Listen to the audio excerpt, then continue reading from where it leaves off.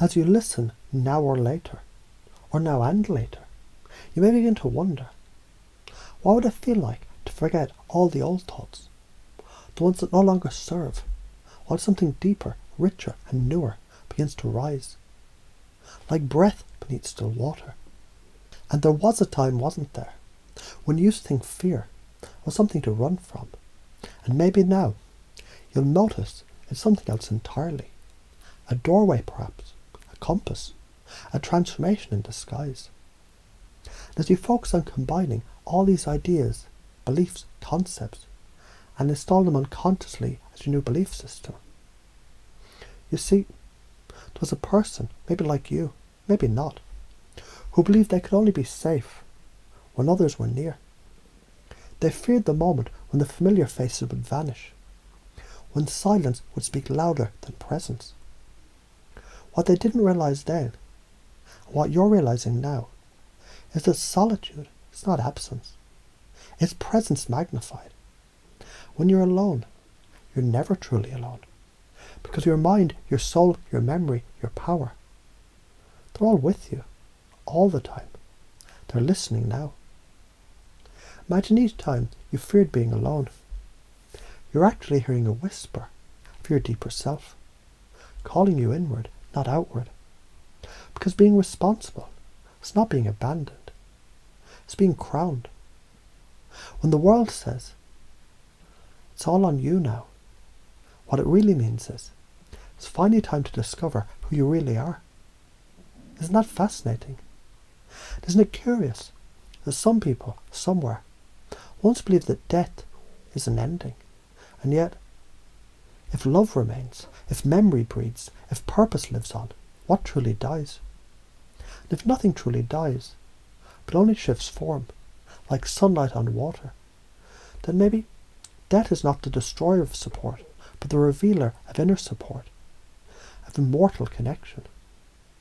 They're gone, but what if they're not? What if their laughter echoes in your resilience? What if their courage lives in your next brave choice? What if every moment of fear is already seeded with power, already blooming into the fruit of capability? And you didn't lose them, you became them. You became the strength you used to lean on. You became the love you once needed. You became the guide you once followed. And so you begin to learn, through one story and then another. A woman stands on a mountain top, once terrified of the loneliness she'd meet. But standing there, wind in her face, she realized the mountain didn't remove her from the world. It revealed her place in it. She's not without support, she's supported. She's the mountain now. Or the man afraid to be without his mother's comfort notices one day that he's comforting others, using the same tone, the same warmth. She didn't leave, she transmuted through him. And as we focus on combining these ideas and beliefs, every belief that used to bind you now begins to bend, then break, then melt into something more profound. Because your state creates your story. And the moment you choose calm, you change the ending. Your mind is your mirror, your breath the brush, and your beliefs the paint. Isn't it true? The more vivid the vision, the more real it becomes. Let the fears rise, only so you can recognize their patterns. That you see the pattern, you own it. That you own it, it changes. Because recognition rewires reality. And now you know, fear is just growth in a costume. You begin to feel it. Each emotion is a teacher, not a tyrant. Each loss is a lesson, not a limit. Each moment is a message, and you are the translator. Each challenge is a refiner's fire, not a punishment, but a forge.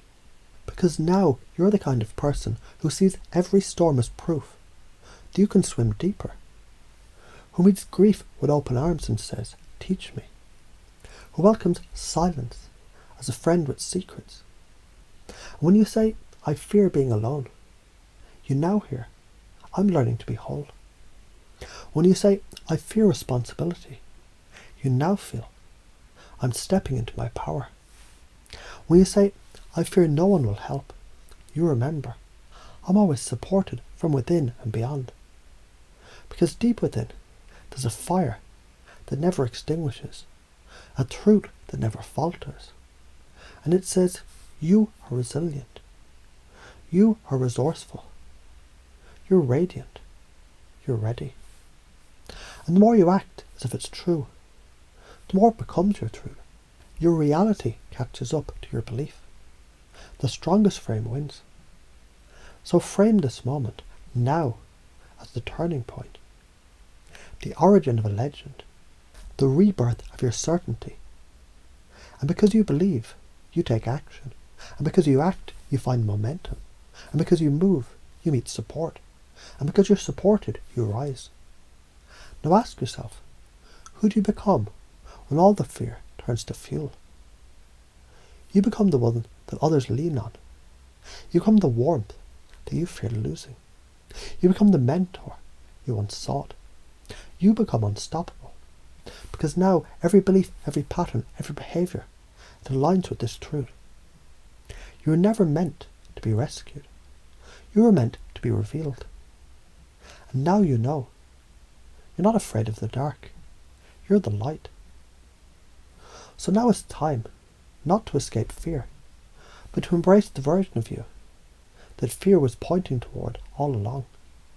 The resilient one, the radiant one, the rooted one. And every word that you've just heard continues to echo, subtly, softly, strengthening. From this moment forward, installing, empowering, becoming. Because this is not just a script. It's your new operating system.